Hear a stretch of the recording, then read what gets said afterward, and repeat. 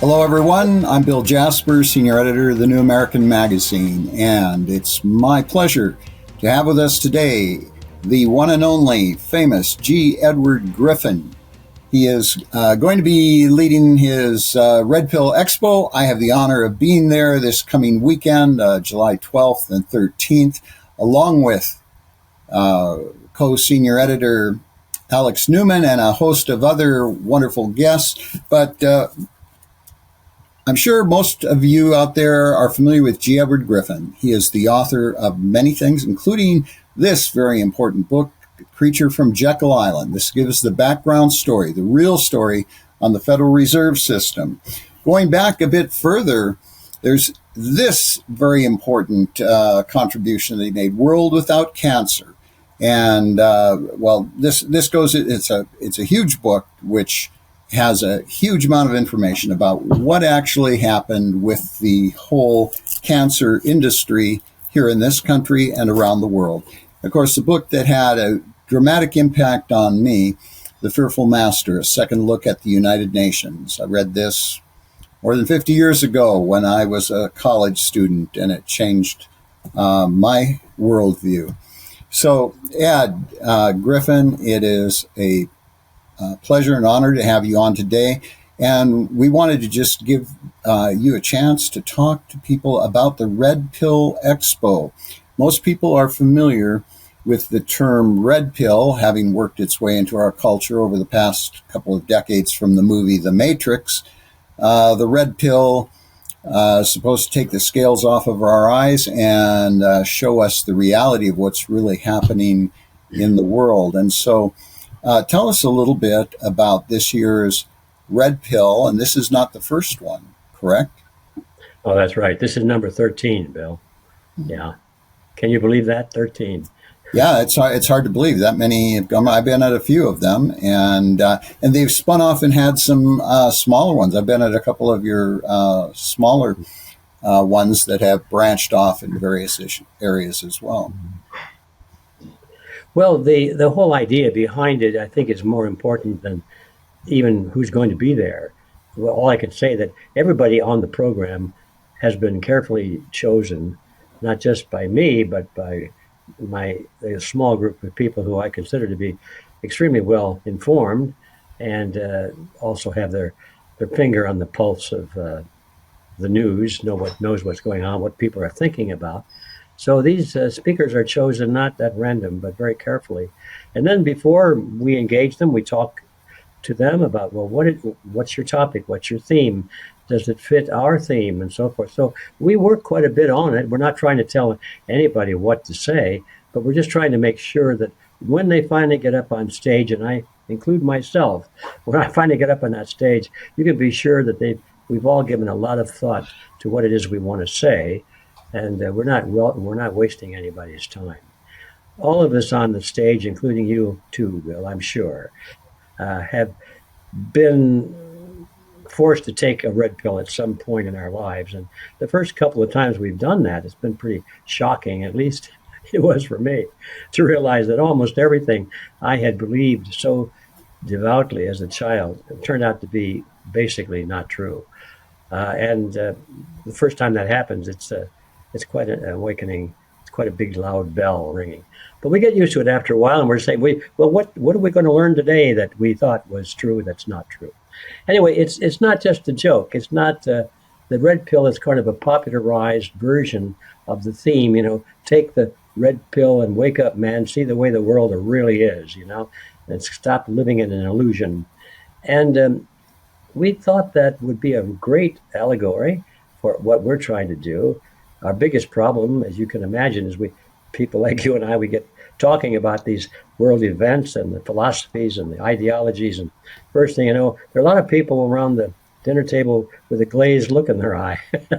They're not so interested in all of that deep. They'd prefer to stay in the Matrix. Stay in the Matrix, yeah. And so we get together and we thought we're going to change the world. We're going to save the world. We think, this is not working. We need some more people, and we need those good people at the dinner table, even though their aptitude is not the same as ours. They're trying to raise a family, and they're very busy people. fortunately, people like you and I, we've devoted our lives to it and we're able to do that. So we can spend all the time on it we want to. In fact, we better. Otherwise, we make some big mistakes. But for most people, they have a life to live too. So we were looking for an outreach program where we can reach that 15% of the population that's always there to make a difference in history. It's been my experience, and a lot of people seem to concur with it, that really history always has been written by about 1% of the population. Those are the thought leaders, the people that dream up these ideas that are new or at least very convincing and compelling. And then there's the 3% that rally together around that 1%. Those are the what we might call the opinion leaders, the leadership of society, the teachers, the writers, the people that are always seeking leadership positions and getting them. That's their nature. And then there's the 15% that rally around that 3%. And that's the 15% that always wins any war, including the American Revolution, as a matter of fact. It was only supported actively by about 15% of the population, led by 3% of the population, that was inspired by 1% of the population. So that's the kind of formula that I see everywhere I look in history. So we took that to heart. We said, well, okay, let's think, let's be optimistic and think that we're the 1%. I hope we are, or we're trying to be. And it's easy to find the 3%, but by golly, we need that 15% there too. So we have to outreach to a larger group of people that don't have time to spend their whole lives on these things, but still they have their principles correct. They understand what's right and what's wrong. They know that what we're trying to do is correct. They're just looking for guidance. So that's when we got the idea of the red pill. This was a way of popularizing it a bit. And you can imagine the first time we did that, which was in 2017. Our first meeting was in Bozeman, Montana, of all places. We thought we might get about 100, 200 people there. Well, when the day came, we packed the place. It looked like the Democrat convention or something, And the place, the big facility was loaded. They came from all over the world. We had, I think, 20 different countries represented. And we knew that morning when we opened the doors and saw that crowd coming in, we knew we had found the right formula. So the red pill is not just a meme. It's just not a joke. It's the real thing in the real world. We do have to wake up and see the way it really works. And that message is catching on more and more as people maybe don't know what is going on, but they do know what they see is not true. They know that there's a lot of criminality, a lot of fraud, a lot of deception going on. Things don't make sense. So anyway, that's the theory behind it.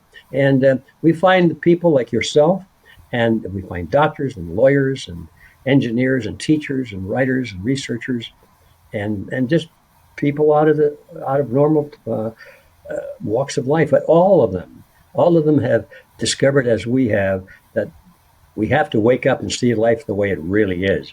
And they're willing to come. All of our speakers come, as you know. Some of them they draw a big honorarium when they are asked to speak, but none of them receive anything when they come here. We don't have the budget for it. We try and keep our costs down so that not just the wealthy people can come. Our ticket prices are very low. In fact, we give away most of what we have. And so they come not because it's profitable, but because they want to help other people discover the reality that they too have discovered. So that in a nutshell is what it's all about. And it's amazing what happens when you get there and all of these people come together from a wide variety of places, even from other countries, and you realize we're all brothers and sisters under the skin. It's like we knew each other for forever. There's something commonality to it, and it's very valuable, I think, for people to realize that we are not alone. In reality, we're very strong. We have huge numbers, but now people can attend in person. Of course, they can go to Tulsa and attend in person, but you also have live streaming. Correct? Yes. Mm-hmm. Oh, yes. Yeah, we realize that no matter how badly you might want to come, and the price is right, but still, not many people can get in their cars or take off 3 or 4 days and spend some money to travel. So everything we do is broadcast free as a live stream, and you don't have to spend a dime on it. That's why we That's why we do this. We want to spread the word. It's not just to have a successful meeting and say, oh, look, we made some money on it. No, that's not it at all. In fact, we're lucky if we don't lose money on it. It's more that way around. But yeah, it's the outreach. And our last meeting, I'm happy to tell you, maybe you didn't know this. Our last meeting, when we checked in to see how many people were watching our live stream at the highest point in the first day, it was a little bit over, I hate to say it, it's unbelievable, a little bit over 300,000 people. Wow, at one time. Very good. It's fantastic. We expect to do better this time. So, but if people do want to live stream and they want to help out, you also have a raffle, correct? So they can buy tickets to the raffle. Oh yeah, if they like what we're doing, and we hope everybody will, and they have a few extra bucks in their pocket, well, we ask them to buy a raffle ticket. We got some great prizes that have been donated for this purpose, so that's a source of revenue for us. But it's all voluntary. You know, if you're tight on money, that's not necessary at all. It's just a way of supporting us if you want to. And they can find out all that information on your Red Pill Expo website, which will show right here, which is an extension of your Red Pill University. And so that's coming up just hours away, 3 days away from the start now. And so Saturday, Sunday, July 12th and 13th in Tulsa, Oklahoma. That's the place to be. And if you can't be there in person, you can access it online, live stream, free of charge.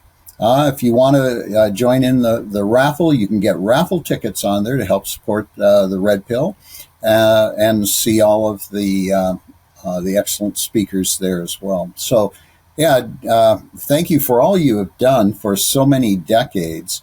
All the great documentaries and books and articles. Oh, and we have our new issue of the New American Magazine, the Global Grab for Power, our special on the United Nations. And Ed Griffin has written an article in there, again, a second look at his second look at the United Nations. And so, Ed, for all you've done and are continuing to do, thank you so much. I look forward to seeing you very shortly.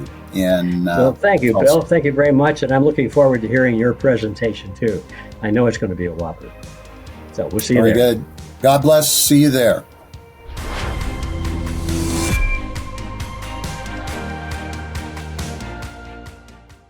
Do you know how your U.S. representative and U.S. senators are voting? Or how about your state legislators? Well, you can find out on thenewamerican.com using the Freedom Index. That's where we keep track of how every member of Congress in the House and the Senate and every legislator of all 50 state legislatures vote on key issues. You can find this out on thenewamerican.com/Freedom Index or on thefreedomindex.org.